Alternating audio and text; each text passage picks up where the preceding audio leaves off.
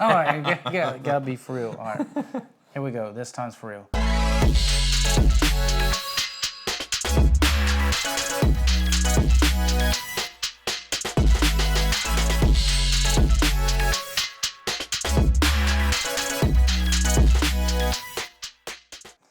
Hey everybody, welcome to my channel. I've got a product review. These Harbinger mixers that I picked up to use for practice with playback.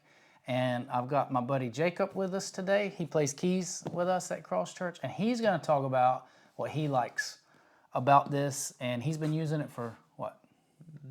How long have you had it? A month? So about a month. And I'm gonna talk about the little brother and why these might be a bargain for you for practice. So Jacob, why don't you tell us how you've used it and how it's set up for you playing keys and how we use it in playback. All right, so pretty simple, honestly. It's such an easy setup compared to how I used to have with an interface and everything. This does all the work for you. I just plug this into my MIDI controller with the MIDI port here on the back, and then I plug that into the computer, and then the computer plugs into the MIDI controller. So pretty self-explanatory, and then everything runs through here. There's a little button up here for USB to channel 5 or 6, and that's what you have to hit that, and that runs out of the USB. So, but anyways, so I hooked that up, and then I hooked my headphones up, and I play with my headphones on so I can get a better mix in my ears for getting patches and stuff correct. And then I use playback with the Bluetooth setting, which is super. Oh yeah, that's a feature that we tell them how cool that is to be able to use that. It's so nice. Like once I've got it set up, all I have to do is hit the button here, right there, pair. Turn it on, it flashes for a couple of seconds, and then it's connected. Now, once it's paired, it stays paired, right? Yeah. So once you've paired it, you just turn on the Bluetooth button to be able to connect to playback. So why don't you go ahead and show them how you use that in playback? All right. So yeah, once I turn it on, honestly, all I have to do is I hit play on playback, and it's playing through the mixer. So then you have your volume control with the Bluetooth volume right there, and you're ready to rock. I mean. Cool. Simple as that. It's so easy to use. That controls the overall Bluetooth volume? Yeah, that controls the Bluetooth volume. Then you have your headphone volume here, and then your mains down here. Okay. And this is for your input, so on the keys. On the keys for the USB.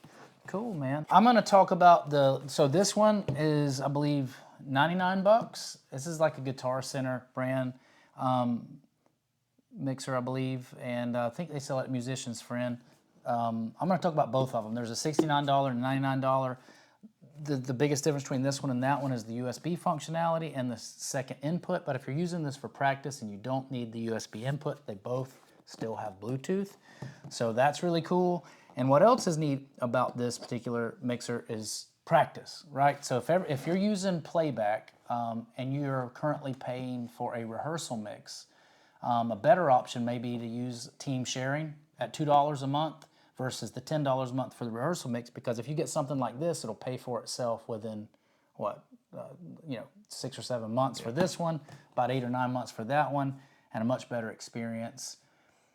Because with rehearsal mix, you only, like you used it, right? There was only like a few tracks, like playing keys for him.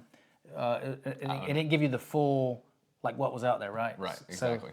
So having playback, and I can't single out each part when I'm playing, and that was the biggest thing about using playback is you can single out each individual part. So like I'll create patches based on like the piano and the keys parts, and sometimes organ sounds. And there's some songs that like, and I've trained my ear to be a little bit better about it, but sometimes you can't even hear that there's an organ part in there unless it's like really picked out, and you can get really way more specific with the parts versus the parts that we've used in Planning Center.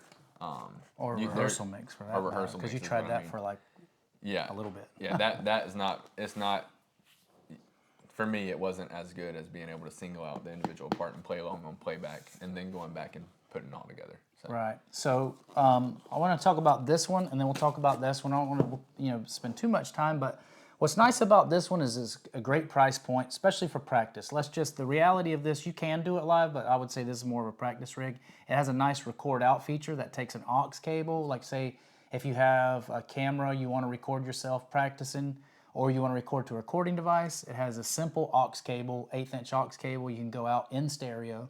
It has independent headphone control, right? So the headphones are independent of the mains. It has the 7/8. I'm not 100% sure what channel. Oh, I guess that's just another Bluetooth. for the Bluetooth. Oh, okay, so this channel 7/8 or Bluetooth, you get either one to go out. So that's kind of that in a nutshell. This one, I'll just kind of take it out of the box. This is the smaller version. This one's $69.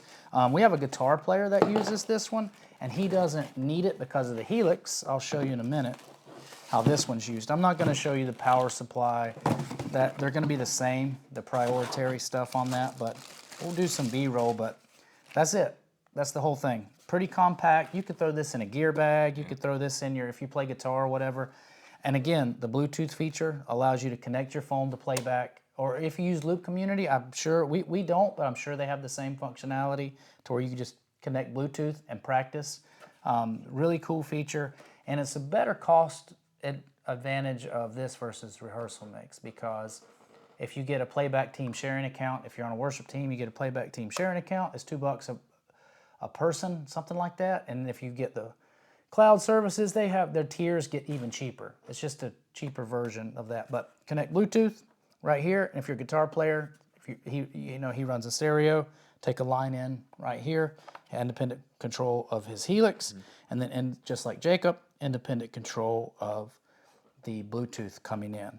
And of course, if you've got studio monitors, he's a guitar player, he wants to hear the sound out of his studio monitors, you've got connections there, as well as independent headphone control. So for $69, Bluetooth connectivity, awesome way to practice. I kind of highly recommended this. They were sold out when I got there. I know I might get comments going, Harbinger is not. Look, this is a practice tool, and it does that. He'll attest to that. We don't use this to mix with on Sunday. It does, for the price, you can't beat it. I haven't seen anything in this price point. Even the Behringer mixers are like $109.